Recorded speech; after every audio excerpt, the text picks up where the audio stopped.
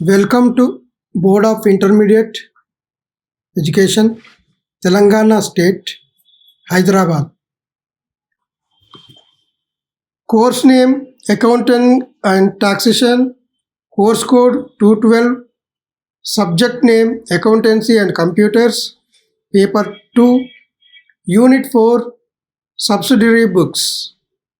సహాయక చిట్టాలు పార్ట్ 1 భాగము 1 prepared by C.H. Srinivas Reddy, Government Junior College, Hussainiyalam, Hyderabad.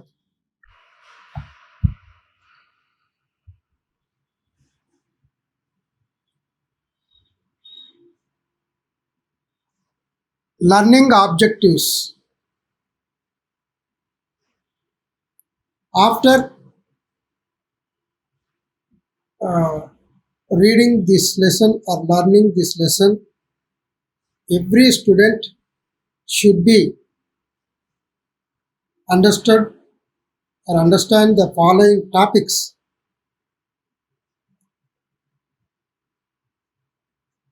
Unit 4 సహాయక చిట్టాలు లేదా సహాయక పుస్తకాలు. ఇక్కడ మనం నేర్చుకోవాల్సింది ఈ లెసన్లో ప్రతి విద్యార్థి ఈ క్రింది అంశాలు చదివిన తర్వాత అర్థం చేసుకోవాల్సి ఉంటుంది.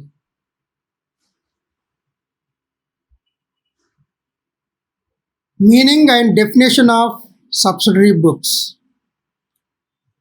సహాయక పుస్తకాల యొక్క అర్థము లేదా నిర్వచనము. Advantages of subsidiary books. సహాయ పుస్తకాల యొక్క లాభాలు లేదా ఉపయోగాలు. Types of subsidiary books. సహాయక పుస్తకాల యొక్క రకాలు.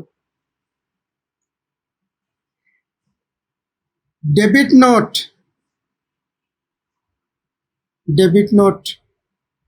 and credit note and some problems, important problems.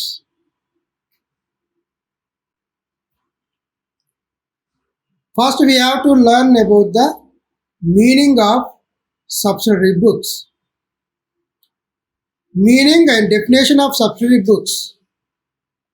This is for 2 marks question answer. According to size of business units, journal will be divided into sub-journals or called as subsidiary books. సహాయక పుస్తకాలు యొక్క అర్థము మరియు నిర్వచనము. వ్యాపారం యొక్క పరిధి లేదా పరిమాణము ప్రకారము ప్రతి వ్యాపార సంస్థ చిట్టాను వివిధ ఉపచిట్టాలుగా విభజించడంనే సహాయక పుస్తకాలు అని అంటారు.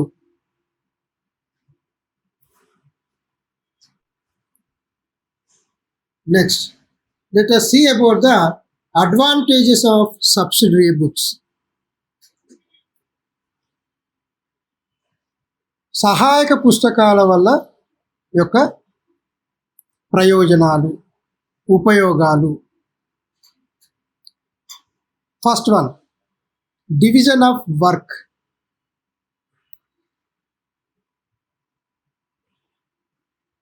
శ్రమ విభజన. Since in the place of one journal there will be so many subsidiary books, the accounting work may be divided amongst a number of clerks. శ్రమ విభజన అనగా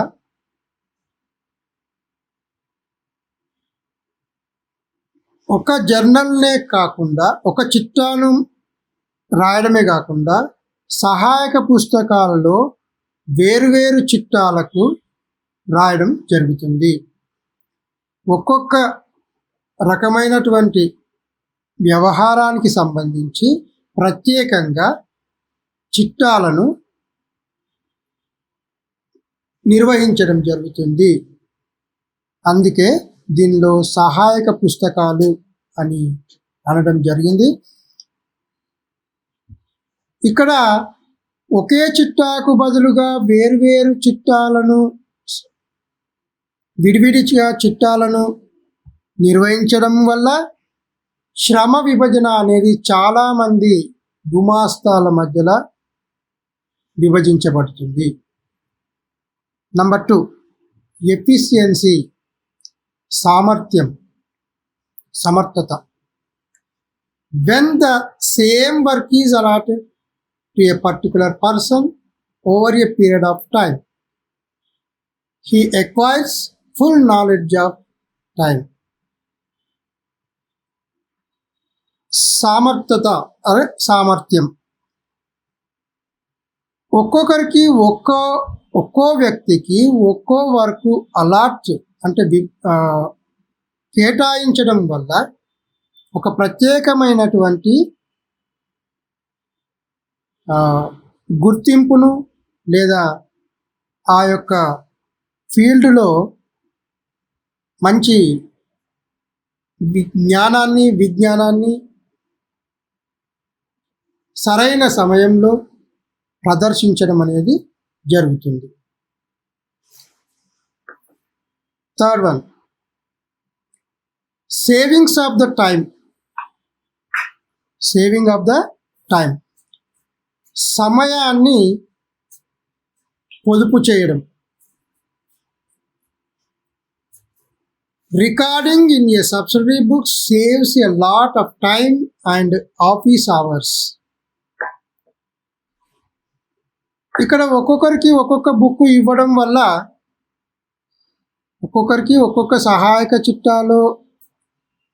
చిట్టాలు కేటాయించి వారిని రాయమనడం వల్ల ఇక్కడ సమయం అనేది చాలా ఆదా అవుతుంది. Fourth one, prevents errors and frauds. తప్పులు మరియు మోసాల నుండి జాగ్రత్త పడడం, నివారించడం. It helps to prevents errors and frauds. ఒక్కొక్క పుస్తకాన్ని ఒక్కొక్క వ్యక్తి రాయడం వల్ల చాలా వరకు తప్పులు దొరలడము లేదా మోసాలు జరగడము వంటివి వాటిని నివారించవచ్చును.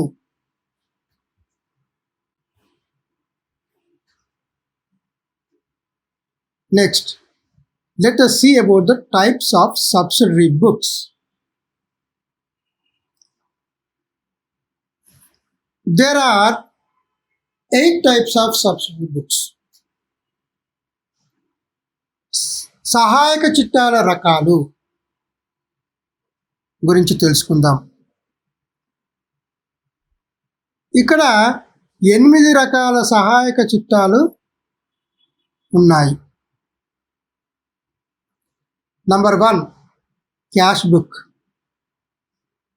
అనగా నగదు పుస్తకం. This book records all cash transactions whenever cash is received or paid. నగదు పుస్తకం అంటే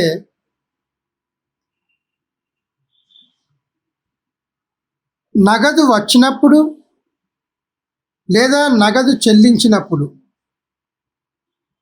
నగదును తీసుకున్నప్పుడు లేదా నగదును చెల్లించినప్పుడు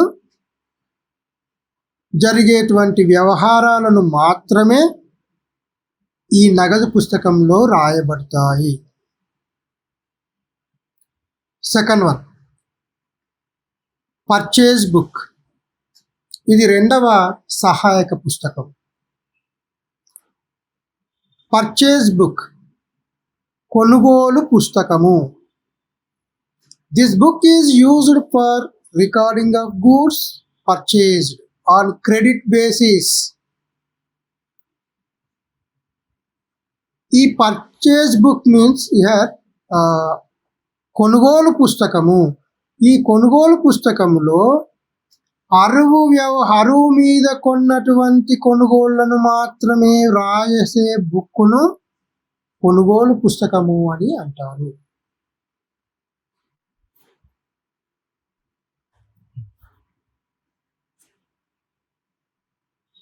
Now, third one.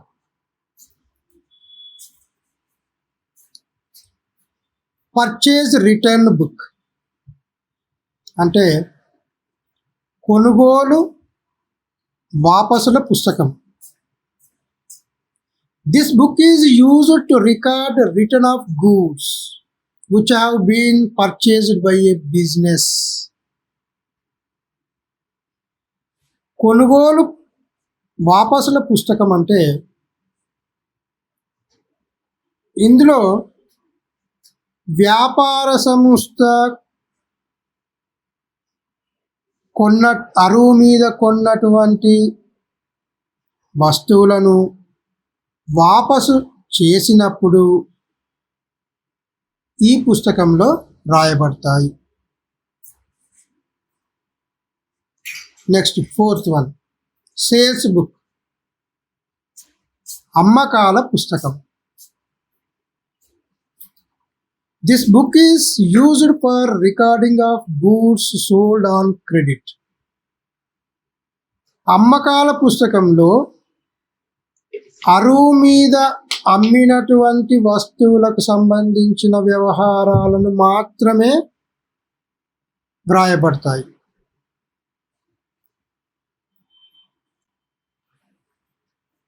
Next fifth one, sales return book అమ్మకాల వాపసుల పుస్తకం. This book is used to record return of goods which have been sold or returned by customer. అమ్మకాల వాపసుల పుస్తకము అనగా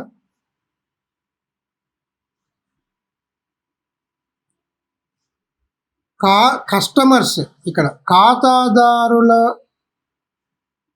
నుండి వాపసు వచ్చిన సరుకును ఈ పుస్తకంలో వ్రాయబడుతుంది.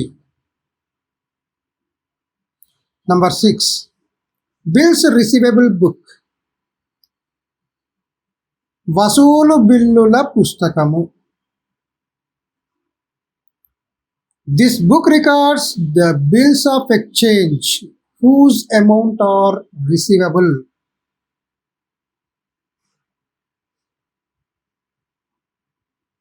వసూలు బిల్లుల పుస్తకము అనగా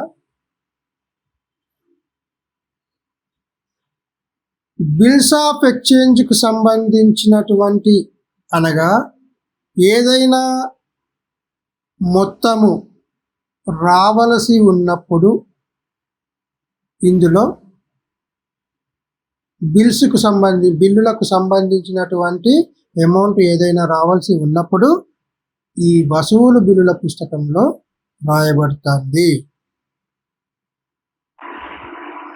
7th one, bills payable book చెల్లింపు బిల్లుల పుస్తకం. This book records the bills of exchange whose amount are payable. వసూలు చెల్లింపు బిల్లుల పుస్తకము బిల్స్ ఆఫ్ ఎక్స్చేంజ్కు సంబంధించిన మొత్తము చెల్లించవలసి ఉన్నప్పుడు ఈ పుస్తకంలో వ్రాయబడుతుంది. 8th one, journal proper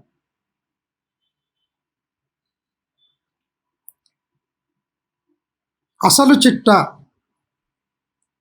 this book is used to record all transactions which are not entered in any other subsidiary book listed above. అసలు చిట్టా అనగా పై 7 చిట్టాలలో రాయలేనటువంటి వ్యవహారాలను ఈ అసలు చిట్టాలో రాస్తారు.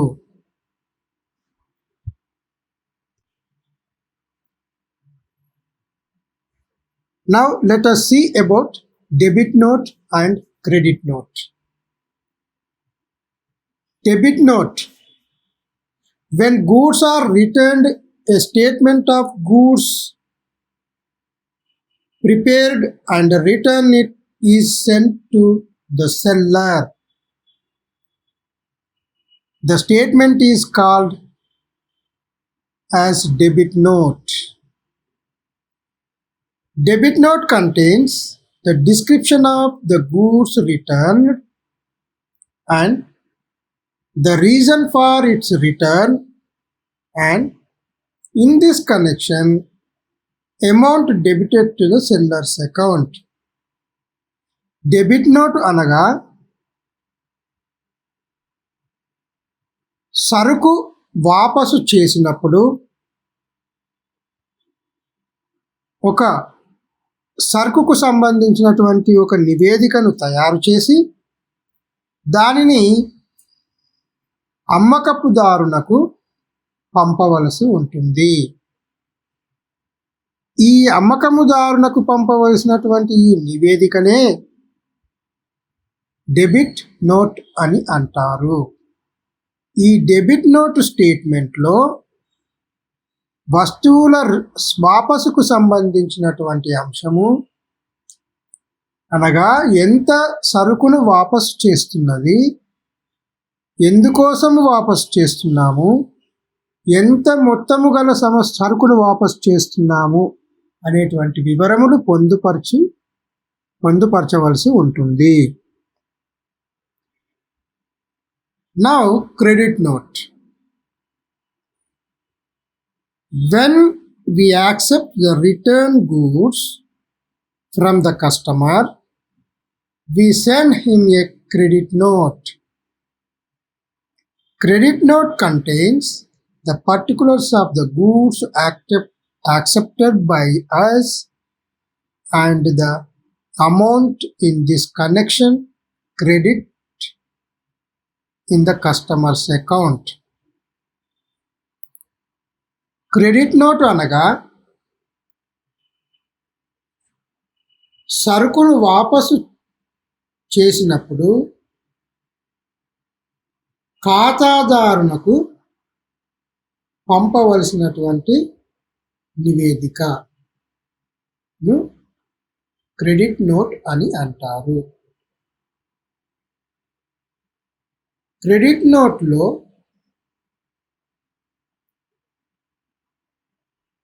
ఎంత సరుకు వాపసు వచ్చినది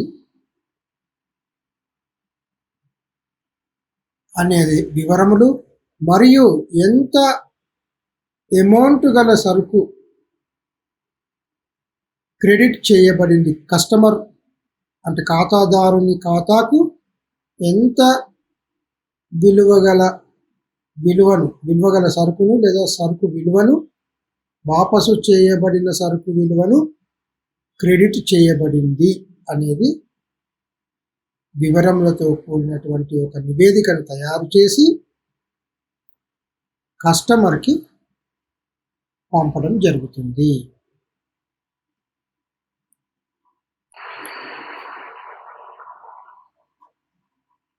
Let us know about the proformas of subsidiary books. First, proforma of cash book.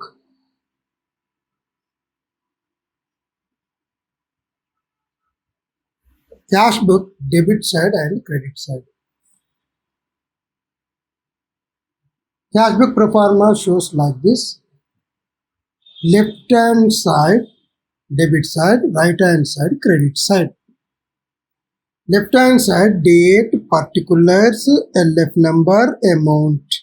Again right hand side same repeated, date, particulars, LF number, amount, rupees.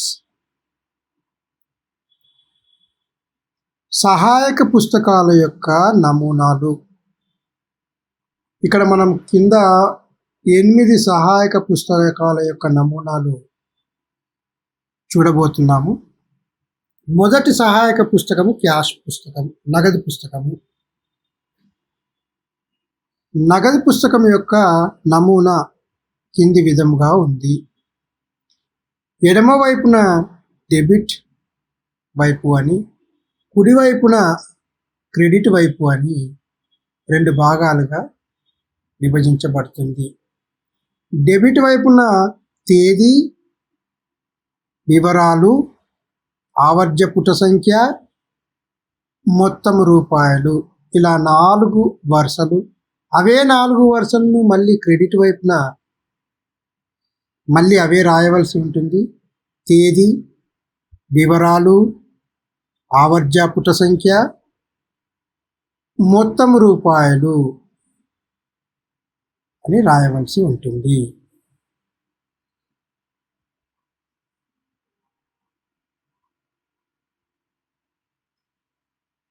Debit వైపున ఏదైనా నగదు వచ్చినప్పుడు, నగదు వసూలైనప్పుడు నగదు పుస్తకంలో డెబిట్ వైపున రాయవలను. ఏదైనా నగదును చెల్లించవలసి వచ్చినప్పుడు, చెల్లించినట్లయితే క్రెడిట్ వైపున రాయవలను.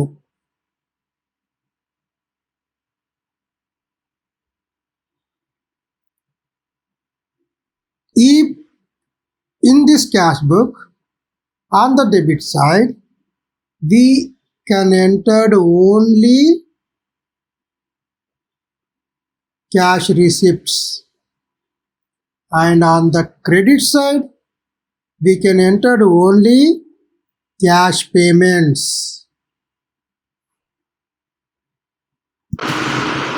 Second one, proforma of purchases book.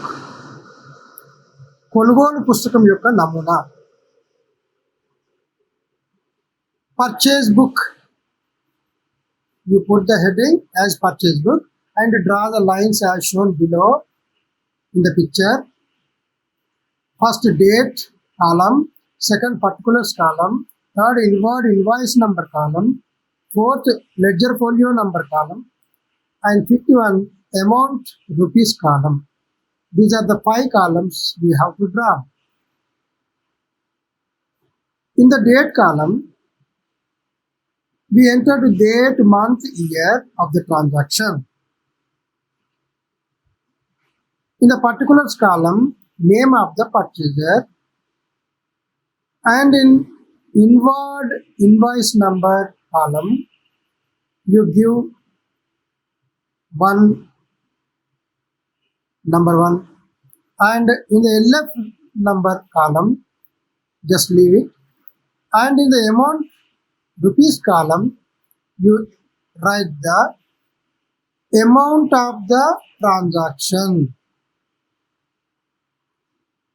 and all the transactions are entered. After all the transactions are entered, you total up the amount column. After totaling the amount column, you write against the total column total purchases. కొనుగోలు పుస్తకం యొక్క నమూనాలు క్రింది విధంగా తయారు చేయవలను. కొనుగోలు పుస్తకము అని హెడ్డింగ్ రాసి దాన్ని 5 వరుసలుగా విభజించి, మొదటి వరుసలో తేదీ, రెండవ వరుసలో వివరాలు, మూడవ వరుసలో ఇన్వాయిస్ నంబరు, 4వ వరుసలో ఆవర్జ్య పుట సంఖ్య, 5వ వరుసలో మొత్తం రూపాయలు అని రాయవలెను. తేదీ వరుసలో తేదీ, నెల, సంవత్సరమును రాయవలెను. వివరాల వరుసలో కొనుగోలుదారుని పేరు రాయవలెను. ఇన్వాయిస్ నంబర్ వరుసలో ఒకవేళ మీ లెక్కలో ఇన్వాయిస్ నంబరు అనగా బిల్ నంబర్, మీ లెక్కలో బిల్ నంబర్ ఇచ్చినట్లయితే ఆ బిల్ నంబర్ని ఇక్కడ ఈ వరుసలో రాయవలెను. ఒకవేళ బిల్ నంబరు ఇవ్వకపోయినట్లయితే మీ సొంతంగా ఒక నంబరు ఇవ్వవచ్చును. ఏదైనా ఒక నంబర్ ఇవ్వవచ్చును, కానీ ఈజీగా ఉండడాని కోసము 1, 2, 3, 4, 5 అలా ఎన్ని వ్యవహారాలు ఉంటే అన్ని వ్యవహారాలకు రాసుకుంటూ నంబర్లు ఇచ్చుకుంటూ పోవడము. ఆవర్జ పుట్ట సంఖ్యను వదిలివేసి అందులో ఏమి రాయకూడదు. తర్వాత అమౌంట్ అంటే మొత్తం రూపాయలలో వరుసలో ఆ వ్యవహారానికి సంబంధించి ఎంత మొత్తం అయితే ఉందో ఆ మొత్తాన్ని వ్రాయవలను. ఇలా అన్ని వ్యవహారాలకు సంబంధించిన మొత్తాలను రాసిన తర్వాత వాటి అన్నింటిని మొత్తాల వరుసను ఒక దగ్గర కూడి ఆ మొత్తంకు ఎదురుగా మొత్తము అమ్మకాలు అని వ్రాయవలను. మూడవ proforma purchases returns book. Proforma of purchase return book. Purchase return book అని హెడ్డింగ్ పెట్టేసి purchase return book. You first give the heading as purchase return book and you mention draw a proforma and all same as it is in previous like date, particulars, debit note number, LF number and amount rupees. In the date column, date, month and year of the transaction, and in the particulars column, purchase returns name of the purchase returner and debit note number. If goods return, there will be an allotted one number. You write that number. If mentioned in your problem, same number you have to write in this column, that is in the debit note number column. And other, if not mentioned in your problem, you give your own 1, 2, 3 like this. And LF number, ledger folio number, just leave it. And in the amount column, you put the amount of the transaction. And all these transactions amount total up, and against the total, in the last column, against the total, you write the total purchase returns. ఇది మూడవది కొనుగోలు వాపసుల పుస్తకం యొక్క నమూనా. ఇది కొనుగోలు వాపసుల పుస్తకము అని ఒక హెడ్డింగ్ పెట్టేసి మీరు ఇలా ఇక్కడ చూపినట్ల విధంగా మీరు డ్రా చేసుకోండి. 5 వరుసలు వచ్చే విధంగా డ్రా చేసుకొని మొదటి వరుసలో తేదీ, రెండవ వరుసలో వివరాలు, మూడవ వరుసలో డెబిట్ నోట్ నంబరు, నాలుగవ వరుసలో ఆవర్జ పుట సంఖ్య, 5వ వరుసలో మొత్తం రూపాయలు అని రాసుకొని ప్రతి వ్యవహారానికి సంబంధించినటువంటి తేదీ వరుసలో తేదీ, నెల, సంవత్సరంను రాసి తర్వాత రెండవ వరుస వివరాల వరుసలో కొనుగోలు వాపసు చేసినటువంటి వ్యక్తి పేరు రాయవలను. తర్వాత మూడవ వరుసలో డెబిట్ నోట్ నంబర్ అనేది, ఒకవేళ ఇది కూడా ఒక రకమైనటువంటి బిల్ నంబరు, ఇది మీ లెక్కలో ఒకవేళ డెబిట్ నోట్ నంబర్ ఇచ్చినట్లయితే ఆ నంబర్నే డెబిట్ నోట్ నంబర్ వరుసలో రాయండి. లేదంటే మీ సొంతంగా ఒక నంబర్ ఇవ్వండి, ఏదైనా ఒక నంబర్ ఇవ్వచ్చు. కానీ ఈజీగా ఉండడానికి 1, 2, 3, 4, 5 అట్లా నంబర్స్ ఇస్తే బాగుంటుంది. ఎల్ఎఫ్ నంబర్ను వదిలివేయండి. మొత్తం రూపాయలలో ఇది ఆ వ్యవహారానికి సంబంధించిన మొత్తంను వేసి అలా అన్ని వ్యవహారాలు నమోదు చేసిన తర్వాత టోటల్ మొత్తం వరుసలో ఉన్న అన్ని మొత్తాలను కూడగా వచ్చినటువంటి ఆ మొత్తానికి ఎదురుగా కొనుగోలు వాపసులు అంటే కొనుగోలు వాపసుల మొత్తాలు అని రాసి వదిలేయగలరు.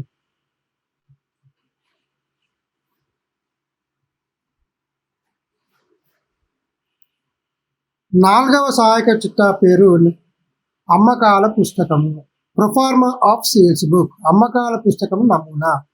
సేల్స్ బుక్ అని హెడ్డింగ్ పెట్టేసి you put the heading as sales book and draw the same 5 columns in the previously shown like that, and date, particulars, outward invoice number, LF number, that is ledger folio number, and amount column, amount rupees. In the date column, you write the date, month, and year, and in the particulars column, name of the seller, that goods sold name, goods seller name, and name, outward invoice number. If you mentioned in your problem, that is bill number, you write the same, and otherwise you give your own number.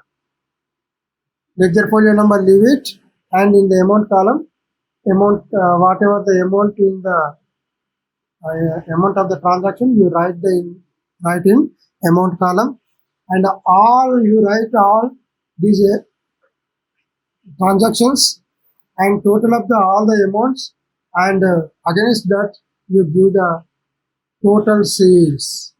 And ఈ నాలుగవది అమ్మకాల పుస్తకం యొక్క నమూనా. అమ్మకాల పుస్తకం అని heading పెట్టేసి ఈ కింద చూపిన విధంగా మీరు ప్రొఫార్మాను డ్రా చేసి తేదీ, వివరాలు, ఆవర్జ పుట్టు సంఖ్య, outward invoice number, amount rupees ఇవన్నీ రాసుకొని తర్వాత ఒక్కొక్క వ్యవహారానికి సంబంధించినటువంటి చదువుకుంటూ ఒక్కొక్క దాన్ని ఆ యొక్క తేదీ వరుసలో తేదీ, నెల, సంవత్సరం రాసి తర్వాత వివరాల వరుసలో సేల్స్ చేసినటువంటి ఏదైతే పేరు ఉంటుందో ఆ పేరు, ఏ పేరు ఉంటే ఆ పేరు, సేల్స్ చేసినటువంటి వ్యక్తి పేరు రాయవలను. మరియు అవుట్వార్డ్ ఇన్వాయిస్ నంబర్లో బిల్ నంబరు, ఏదైనా నంబరు మీరు ఇవ్వవచ్చును, మీ సొంతంగా ఇవ్వవచ్చును, లేదంటే 1, 2, 3, 4 అట్లా ఇవ్వడం వల్ల మీకు కూడా చాలా ఈజీగా ఉంటుంది. లెడ్జర్ ఫోలియో నంబరు వదిలివేయండి, అలా ఏమీ రాయనవసరం లేదు. తర్వాత మొత్తం రూపాయల్లో ఆ వ్యవహారానికి ఎంతైతే మొత్తం ఉందో ఆ మొత్తము వరుసలో రాయండి. అలా అన్ని వ్యవహారాలకు సంబంధించిన మొత్తం వరుసలో రాసిన తర్వాత ఆ మొత్తం వరుసలో ఉన్నటువంటి మొత్తాలన్నింటినీ కూడగా ఎంత మొత్తం వస్తుందో ఆ మొత్తానికి ఎదురుగా మొత్తము అమ్మకాలు అని రాయండి.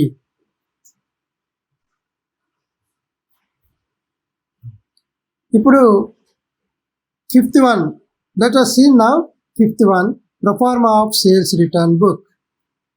అంటే అమ్మకాల వాపసుల పుస్తకం యొక్క నమూనా. సేల్స్ రిటర్న్ బుక్ అనే హెడ్డింగ్ రాయండి, అంటే అమ్మకాల వాపసుల పుస్తకం అని హెడ్డింగ్ రాయండి. Date, particulars, credit note number, LF number, amount rupees అని ఇలా కింద చూపిన విధంగా మీరు రాసుకోండి. అలా రాసిన తర్వాత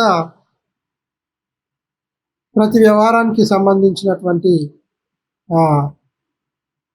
వ్యవహారపు తేదీని, నెలను, సంవత్సరాన్ని తేదీ వరుసలో రాయండి, అంటే డేట్ వరుసలో రాయండి. In the particulars column sales returns name of the person name రాయండి. Credit note number, bill number ఏదైనా లెక్కలో ఇచ్చినట్లయితే అది రాయండి, లేదంటే మీ సొంతంగా 1, 2, 3 అలా ఇవ్వండి.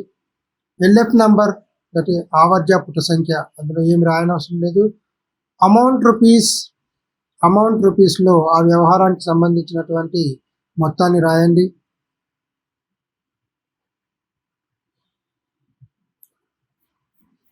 Total amount rupees total up, and whatever the total you got, against that you write total sales returns. ఆ మొత్తాల వరుసను అంతటిని కూడి ఆ మొత్తము వచ్చిన దానికి ఎదురుగా మొత్తము అమ్మకాల వాపసుల అని రాయండి.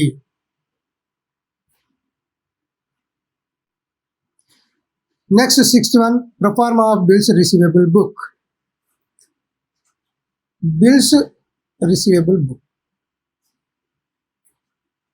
వసూలు బిల్లుల పుస్తకం యొక్క నమూనా.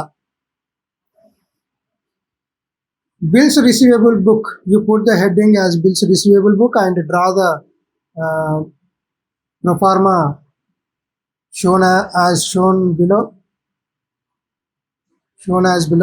And date, particulars, LF number, due date, amount rupees, తేదీ, వివరాలు, ఆవర్జ పుట సంఖ్య, గడువు తేదీ, మొత్తం రూపాయలు. తేదీ వరుసలో తేదీ, నెల, సంవత్సరము. పర్టికులర్స్ వివరాల వరుసలో ఆ యొక్క ఎవరైతే bills receivable name, person name and LF number, limit, due date అంటే గడువు తేదీ ఏదైతే ఇస్తారో ఆ తేదీని రాయవలను. అమౌంట్ ఆ వ్యవహారానికి సంబంధించినటువంటి మొత్తాన్ని అమౌంట్ రాయవలను. అలా అన్ని రాసిన తర్వాత ఆఖరున అమౌంట్ మొత్తము వరుసలోని అన్ని మొత్తాలను కూడగా వస్తుంది.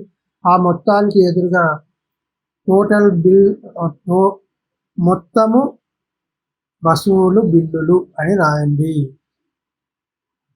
In the date column, you write as date, month and year of the transaction. In the particulars column, you write the name of the bills receivable and LF number, leave it, and due date. You write the date, that date which is given in your problem, and in the amount column, you write the amount of the transaction. And after all transaction entered, you will be totaled up all the amount column total, and after all total against the total, you write total bills receivable book. Next, 7th one, pro forma of bills payable book. చెల్లింపు బిల్లుల పుస్తకం యొక్క నమూనా. Bills payable book. You put the heading as bills payable book and you draw shown as given below. Date, particulars, LF number, due date, amount, తేదీ, వివరాలు, ఆవర్జ పుట సంఖ్య, గడువు తేదీ, మొత్తం రూపాయలు. In the date column, you entered date, month and year. In the particulars column, name of the bills payable, and in the LF number, just leave it. Due date, you write the due date as given in your problem, and amount, in the amount column, you write the amount of the transaction. And all these amounts total up, and whatever the total you got against the total, you write total bills payables. It was చెల్లింపు బిల్లుల పుస్తకం అని రాసుకొని heading, తేదీ, వివరాలు, ఆవర్జ పుట సంఖ్య, గడువు తేదీ, మొత్తం రూపాయలు అని రాసుకొని ఇందులో చూపినట్టు విధంగా రాసుకొని తేదీ వరుసలో తేదీ, నెల, సంవత్సరము రాయవలను. వివరాల వరుసలో ఆ చెల్లింపు బిల్లు చేసినటువంటి ఆ వ్యక్తి పేరు రాయవలను. లెడ్జర్ ఫోలియో నంబర్లో వదిలివేయండి. గడువు తేదీని ఈ లెక్కలో ఇచ్చినటువంటి గడువు తేదీని రాయవలే. అండ్ మొత్తం రూపాయల వరుసలో మొత్తాన్ని రాయండి. అలా మొత్తాలను అన్నింటినీ రాసిన తర్వాత ఆఖరున మొత్తాల వరుసను అన్నింటినీ టోటల్ చేసి కూడగా వచ్చిన మొత్తంకు ఎదురుగా మొత్తము చెల్లింపు బిల్లులు అని రాయండి. ఆఖరి సహాయక పుస్తకమైనటువంటి 8వ పుస్తకము ఇది proforma of journal proper. Journal proper, you put the heading as journal proper and you draw like this. Date, particulars, LF number, debit amount rupees, credit amount rupees. It is just like journal. just like shown as like journal.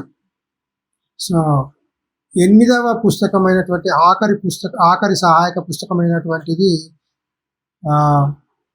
అసలు చిట్టా నమూనా. అసలు చిట్టా అని heading పెట్టుకొని ఈ క్రింద చూపిన విధంగా ప్రొఫార్మాను డ్రా చేసుకొని మొదట తేదీ వరుసను, తర్వాత వివరాల వరుసను, ఆ తర్వాత ఆవర్జ పుట సంఖ్య వరుసను, ఆ తర్వాత డెబిట్ అమౌంట్ వరుసను రూపాయలు అని రాసి, క్రెడిట్ అమౌంట్ వరుసను రూపాయలు అని, ఆ తర్వాత ఇలా 5 వరుసలలో రాసుకొని ఒక్కొక్క వ్యవహారానికి సంబంధించినటువంటి అన్నిటిని ఇందులో రాయవలెను. తర్వాత మీరు ఇదంతా చేసిన తర్వాత మీరు అసైన్మెంట్స్ కింద మీరు హోంవర్క్ ప్రాక్టీస్ చేయండి. ఇక్కడ ఇవన్నీ కూడా నేర్చుకోండి. ఒకటి, మీనింగ్ ఆఫ్ సబ్సిడరీ బుక్స్ అంటే సహాయక పుస్తకాల యొక్క అర్థం అనేది నిర్వచనము లేదా అర్థమును నేర్చుకోండి. ఇది 2 మార్కుల కింద వస్తుంది. తర్వాత అడ్వాంటేజెస్ ఆఫ్ సబ్సిడరీ బుక్స్ కూడా నేర్చుకోండి. తర్వాత డెబిట్ నోటు, క్రెడిట్ నోటు ఆ 2 కూడా నేర్చుకోండి. అవి కూడా 2 మార్కుల కింద వస్తాయి. తర్వాత different types of subsidiary books, ఇది 6 మార్కుల కోసం వస్తుంది. ఇది థియరీ క్వశ్చన్, తప్పక చదివితే 6 మార్కులు వస్తాయి. దీనికి కూడా different types of subsidiary books అంటే సహాయక పుస్తకాలు, వివిధ రకాల సహాయక పుస్తకాలును వివరించండి అనే క్వశ్చన్ రావడం జరుగుతుంది. ఇది 6 మార్కుల కింద వస్తుంది. తర్వాత ప్రతి ఒక్క ప్రాబ్లం కూడా 6 మార్కుల కింద వస్తుంది. మీరు టెక్స్ట్ బుక్లో ఉన్న ప్రాబ్లమ్స్ అన్నీ కూడా మీరు ప్రాక్టీస్ చేసినట్లయితే అవన్నీ కూడా 6 మార్కుల కింద వచ్చే ప్రాబ్లమ్సే. మీరు